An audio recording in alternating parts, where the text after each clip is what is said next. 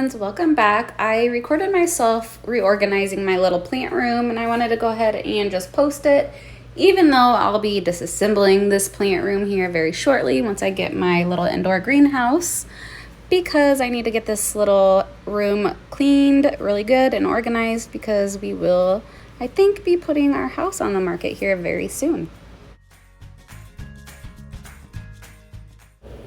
Here is my little cute pink princess. She is growing a new leaf and just starting to put out some pink.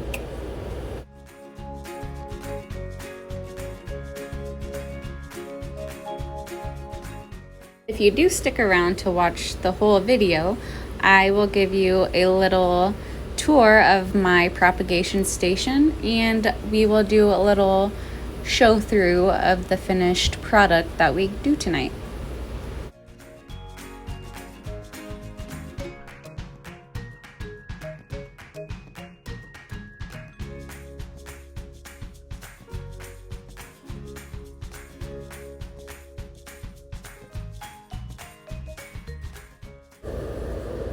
So here I am going to be setting up my propagation station. I have this light that I'm going to take these little pieces off, save them because you might want to use them for later. And then I'm going to put some nails through these little hooks. See how it clips on right there? And I'm hoping that it will stay. And success.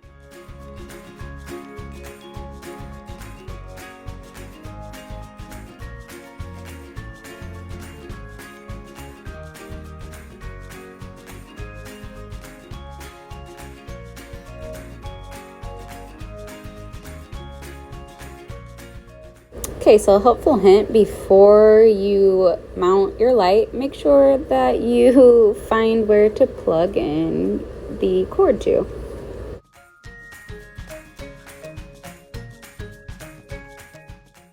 So here's a Philodendron Brazil propagation that I'm doing. You can see the little baby roots starting. I've had it in this water for about 3 weeks, I would say. And next is a little Cebu Blue pothos that I am also propagating in water. You've got roots. These have only been in here about a week.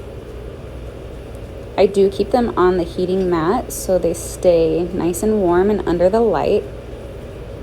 And then I've got another Cebu Blue, a little longer of strands, also getting some good root growth. Okay, next up is a wide form Adansonii. It is also getting some pretty good roots, a nice little growth point, doing really well. Next up is a Monstera Siltepecana, and it's just a little tiny baby, so cute, doing so good in sphagnum moss. And then next up I have my Philodendron Brantianum. I got it in the mail and it was so hot that day. I thought the roots were going to be bad, but they were really good and I'm super happy it's doing good. And then I have a Jose Bueno stub. I've been trying to get that growth point to come out for a while, but it has not. And then here's another one from the same plant, and as you can see, that growth point has sprouted. And then I have my big Philodendron Jose Bueno stump. I took the original plant off of this because it started to rot right back there when I got it in the mail. So I took it off and then I decided just to plant the stump, and I actually have a growth point and a little aerial root starting on there. So that's really exciting. And then I have a little Monstera Peru I just got in the mail. I put it in this mesh pot so it gets really good circulation, and that way we can hopefully get some really good root growth. And then I have that fernleaf cactus I just got in the mail also. And then we have that pseudovaricosum that I originally put in leca. I decided to switch it over to dirt. It just made me feel a little better. And then we have some domino peace lilies, some little cuties that I propagated from a mother plant.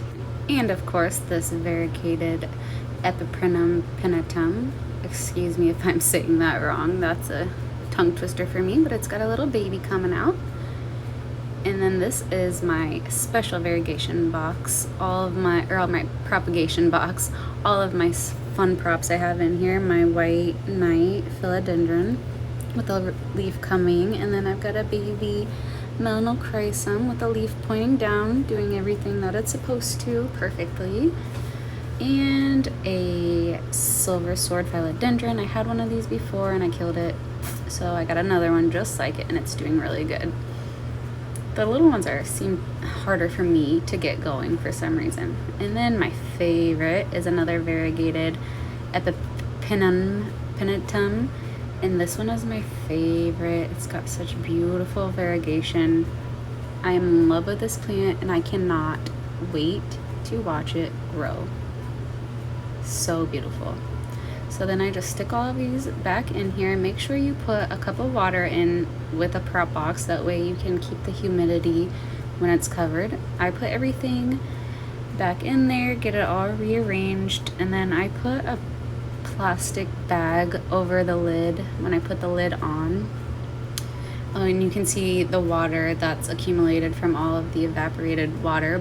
And then, so I put the plastic bag on to keep more humidity in, because that lid doesn't seal very well.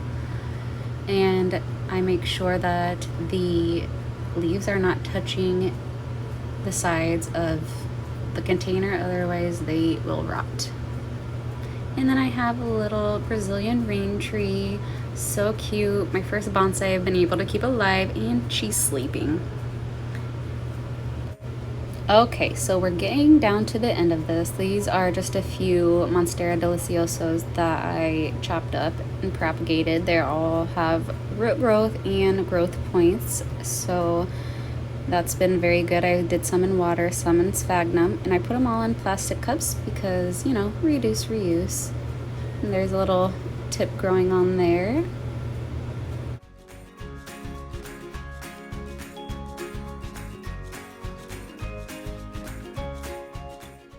So I got this cute little guy. It's an orchid cactus. I've never had one before, but I just got it rooted up, and it's got a little growth point.